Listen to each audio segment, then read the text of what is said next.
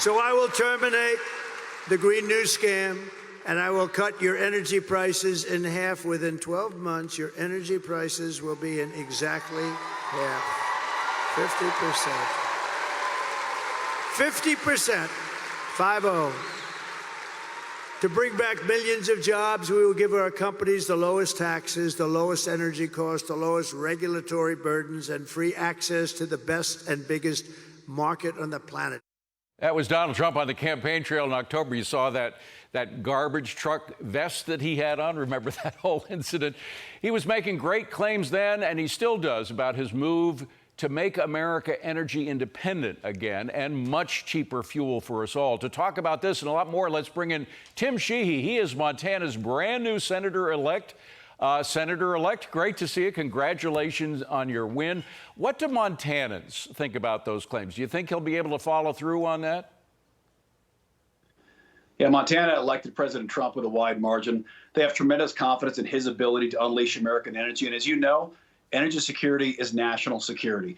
Energy is fundamental to a strong, growing economy. And what President Trump is advocating for, and as he's showing with his Energy Secretary nominee, Chris Wright, whom I know personally, is we're going to take an all-the-above approach. And most importantly, we're going to unleash and support our fossil fuel industries, which are critical to safe, reliable, and cheap energy prices for all Americans. Now, what about Montana? I know it's a big coal state. Of course, coal's on the way down, has been for a couple of decades now. Are you thinking of doing more exploration for, say, natural gas in Montana? Well, you brought up coal. Coal's critical, and we have multiple coal deposits in our state that absolutely need to have certainty that they're going to be allowed to thrive, not just survive, but thrive. You know, we have a community coal strip in southeastern Montana that every year, you know, they're worrying, are we going to be open next year? Is this whole town going to survive? And there's enough coal into the coal strip deposits there that if we mine at this current rate, there's 3,000 years of coal left. And they need to know that they're going to be supported by— Hold on, 3,000 years of coal left for what? For the United States consumption or what?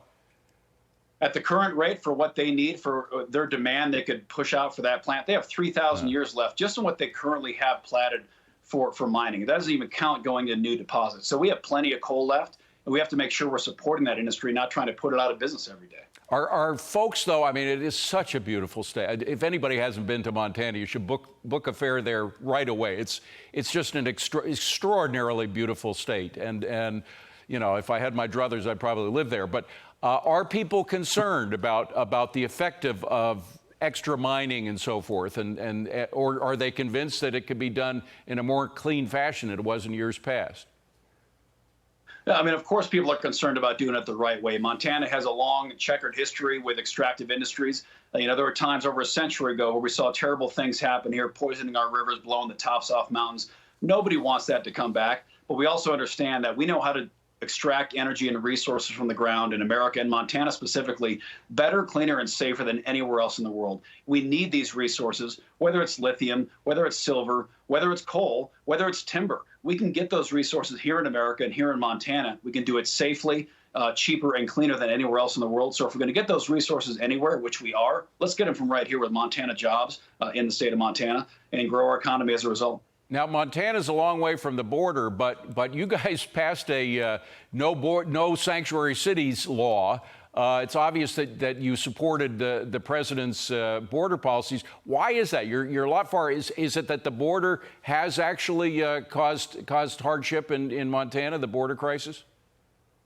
Well, first of all, it's important to remember every state is now a border state. Yeah. I mean, whether it's New York City or Seattle or Portland, the southern borders are impacting everyone. And let's not forget, Montana has a massive northern border, too. So border security is critical to Montana as it is for the rest of the country.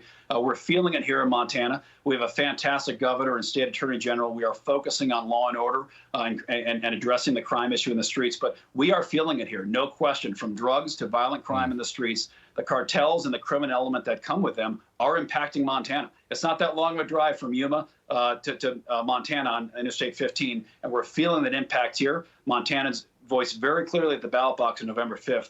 They want a secure border, and they want all things that emanate from that, which is safer streets, and they want these cartels under control. Now, you're a businessman, very successful businessman, but you, in my mind, the best thing you've done in your life so far is as a Navy SEAL. You were decorated for your work in Iraq, Afghanistan, and many other places. When you look at the way Donald Trump is trying to change the Pentagon's way, which is sort of ossified over the years and fallen far behind, say, China.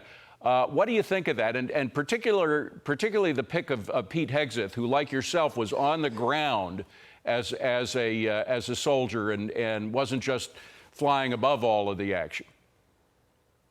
You're absolutely right. I mean, the Pentagon needs reformation. And unfortunately, the reality is you can't expect people who've been part of a system for 20 or 30 or 40 years to all of a sudden become change agents at the last minute because they feel like it. We need real change agents across the board. And the Pentagon specifically, as you pointed out, we have incredibly brave and strong men and women wearing the uniform who are willing to put their lives on the line for this country. Unfortunately, the bureaucracy of our Defense Department has gotten to the point where those men and women are not being served by the department that they exist under as well as they could be. The DoD needs reformation. It hasn't been fundamentally changed in about 40 to 50 years. Yeah. From defense acquisition to shipbuilding, we need some change there, and I think Pete Hegseth will deliver that change. Tulsi Gabbard, another pick, not necessarily direct military. She's going to be the director of national intel. The usual Democratic defamers have really been hard on her, suggesting she's a Russian asset, et cetera. What do you make of all that, quickly? You know, it's disgraceful that they're impugning somebody who, once again, served her country in combat. I've known Tulsi for years. She was a congresswoman in Hawaii when I was stationed there. She's a brave American. She's incredibly eloquent. She's got great life experience. She's exactly what we need in that seat to help reform the intelligence community. She's going to do a great job, and I think it's offensive the way they're trying to paint her as some sort of foreign asset. That's just ridiculous. She's a smart woman. She's doing a hell of a job. I'm excited to see her in the spot. By the way, she is a current lieutenant commander. She's still in the reserves. So she is still serving our military. Great to see you, Tim Sheehy. Best of luck. Thanks for the time. Thank you.